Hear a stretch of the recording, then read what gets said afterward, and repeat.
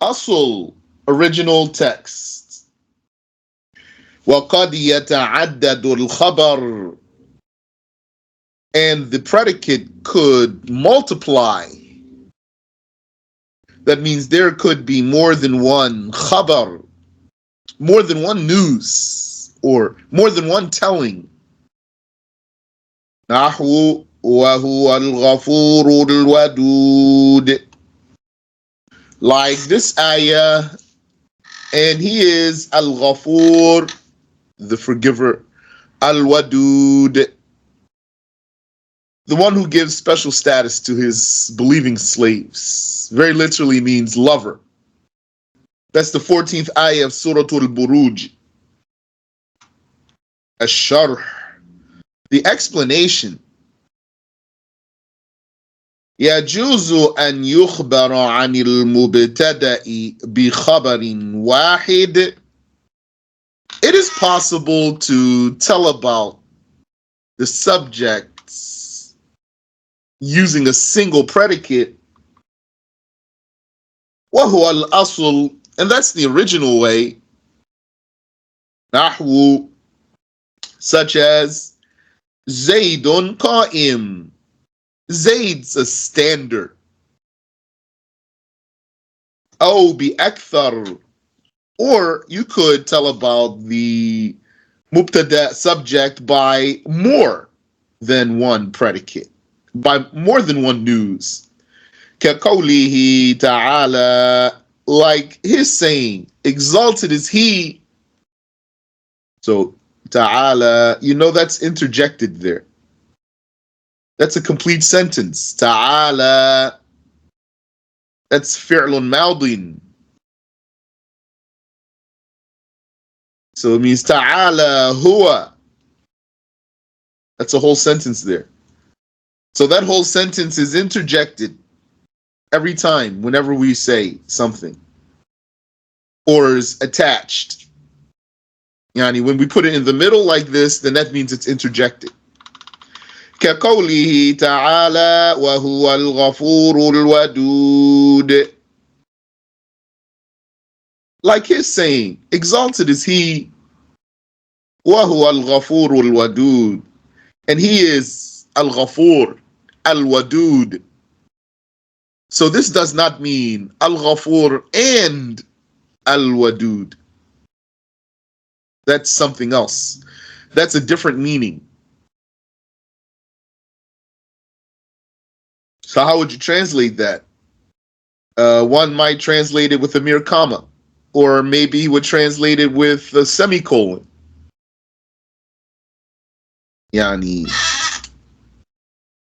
And he is al-Ghafur, if I don't translate the word. Al-Wadud. Just how do I deal with these two nouns here? If I want to reflect the Arabic sentence. Well, the English has is here. That's the real predicate in the sentence when we translate it. But in the Arabic, the predicate is, there's two of them. Neither of which is.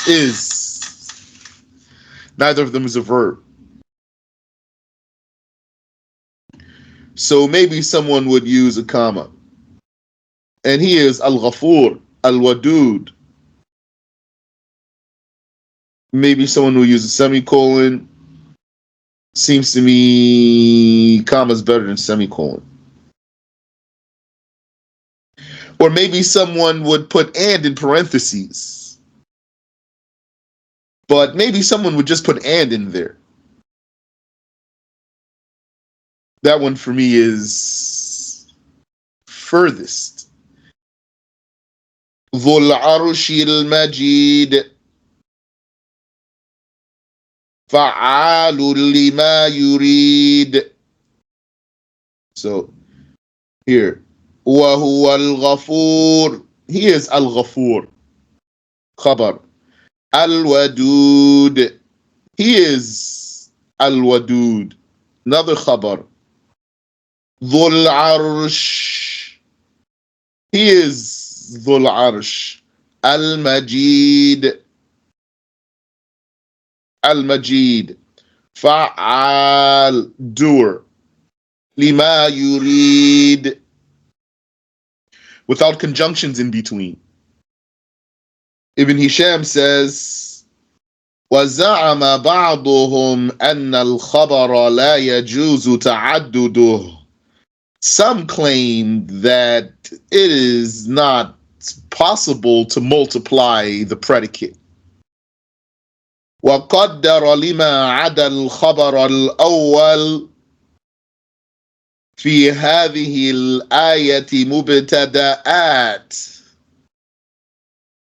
And then going this way, such a sayer estimates, interprets, that is, for all of these predicates, subjects.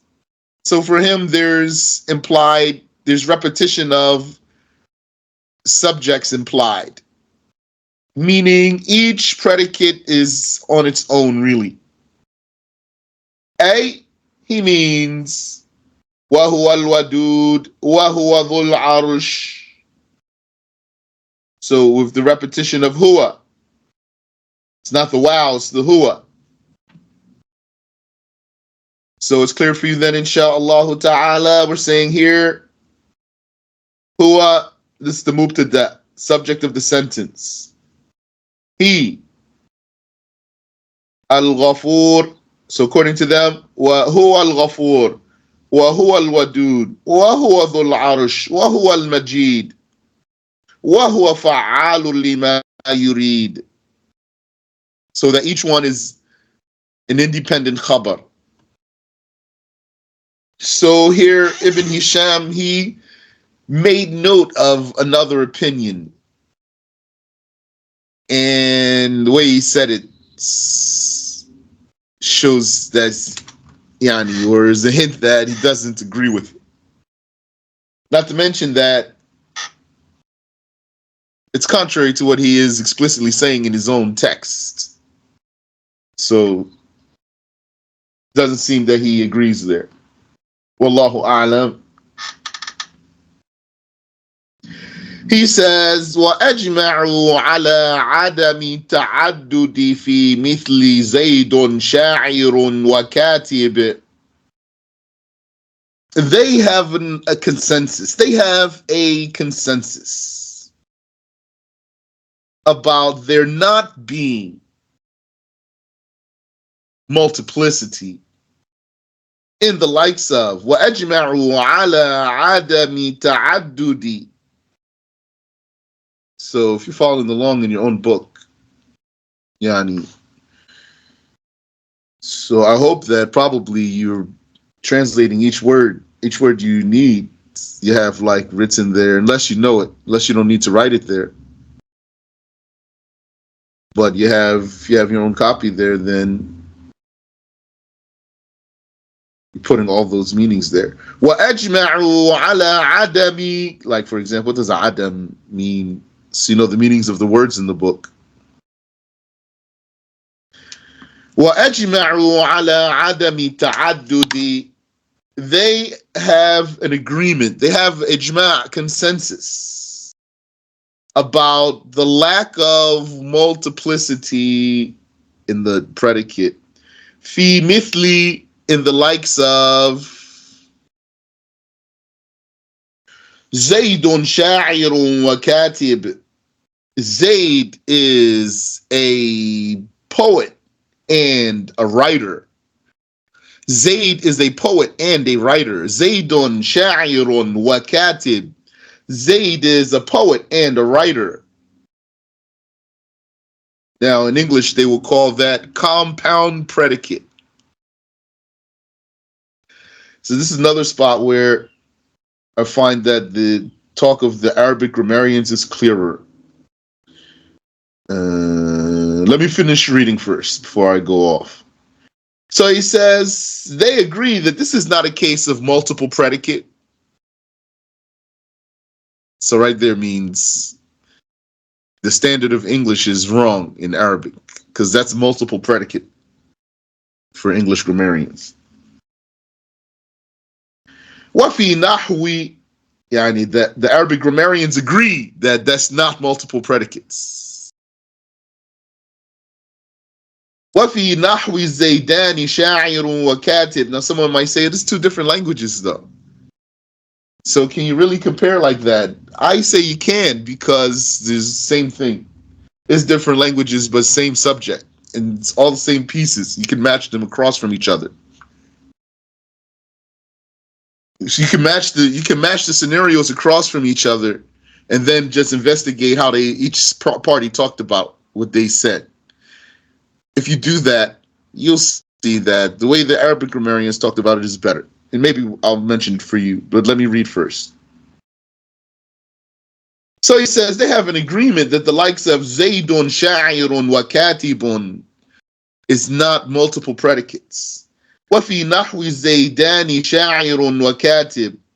And also that this is not a case of multiple predicates, as Zaydani sha'irun wa katib. The two Zaids are a poet and a writer. وفي نحو هذا حلو حامض. And then the likes of saying, this is sweet bitter. This is sweet bitter. They said this is not multiple predicates either. لأن هذا كله لا تعدد فيه في الحقيقة. That's because in all these cases, really, there is no true multiplication. أما الأول. Now, as for the first one, فلأن الأول خبر والثاني معطوف عليه. It's because the first one is the predicate, but the second one is a conjunct. So this one here, Zaydun sha'irun wa katib.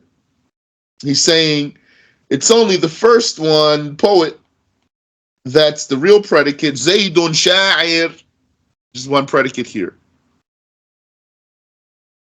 Then you have conjunction. So conjunction means this word is being linked to this one. Yani, yes. We'll talk more inshallah when we get there if Allah enables us. So conjunction means something else. Yani, conjunction has own meaning. Conjunction contributes to the sentence. That's why this is better than the way the English grammarians talk, because according to the English grammarians, this is compound predicate. To say Zayd is a poet and a writer. That's compound predicate. What he's saying here is not compound predicate. This is predicate and conjunct. So you say it that way, then that means we're recognizing here the power of the conjunction. Yani, in other words, so you might say, well, don't they have a point though? You might say they have a point, say compound predicate, because and means they share the same judgment. So that's all they're saying is they share the same judgment. So Zayd is a poet and a writer. So his being a poet, his being a writer shares the same judgment as his being a poet. So they're both predicates equally. You have a point there. You do have a point there. But there's something you're missing too, which is that there's a difference between the meaning and the syntactical case in the sentence. The meaning and the position that the word is filling in the sentences, in the sentence slot. So yes, you have a point that in meaning, writer shares the same judgment as poet. Yani equal. They have equal status, equal power and meaning. That's true. So that's how they said compound predicate. But in the space of the sentence, they don't have the same status because this word katib here, this word katib is linked to, it's in need of, it's working with the conjunction. As opposed to sha'ir. The sha'ir is not cooperating with any conjunction here. So the true predicate of this sentence is sha'ir only, because you don't need a conjunction for a predicate. Zaydun sha'ir, Zayd's a poet. Zayd poet. Wa katib, and he's a writer. So that's why that's better, because makes you recognize the syntactical case. Let me know if you have any questions there, inshallah. So in other words, when they say in English it's compound predicate, it's talking about it like this weakens the effect of the, as opposed to calling it something else, like a conjunct, which they don't call things. So how do we distinguish between the not and the men'ut? And you said khabarat, so you could say akhbar, khabars, or khabaran, yani two or more khabars. Not in men'ut, well, because not in men'ut needs, okay. Let me come back to that. Let me finish here.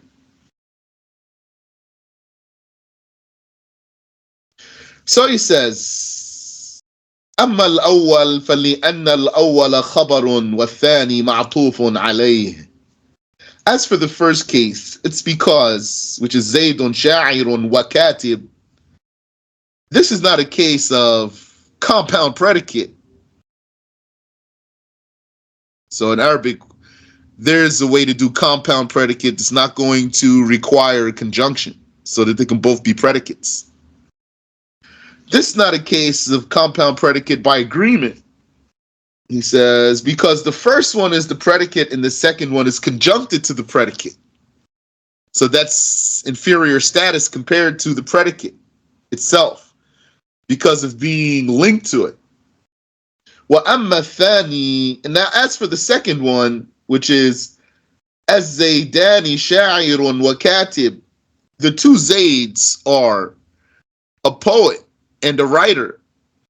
فَلِأَنَّ كُلَّ وَاحِدٍ مِّنَ الشَّخْصَيْنِ مُخْبَرٌ عَنْهُ بِخَبَرٍ وَاحِدٍ. It's because in this case, both individuals are being told on or told about by a single telling. A single telling. Each individual is being told about by a single telling. There's two individuals merged into one word. Each one is being told about by a single word, though. So this is not a case of multiple or compound predicate. So if you want to take standard English terminology, compound predicate, because it's already established word there, and then apply it to what we're talking about, then we're now under the topic of compound predicate. So when he says in the metin, وَقَدْ يَتَعَدَّدُ الْخَبَرِ, if we're going to take those words, it means the predicate could be compound. But then we'll explain what does that mean in Arabic. وَأَمَّا الثَّالِث, and as for the third, فَلِأَنَّ الْخَبَرَيْنِ فِي مَعْنَى الْخَبَرِ الْوَاحِدِ. As for the third, which is هَذَا حلو حامض. هذا حلو حامض. This is sweet bitter. Or maybe bittersweet. Yani, I think that's how you say it usually in English. Bittersweet. It's just, if it's the same thing, it's just the wording's reversed.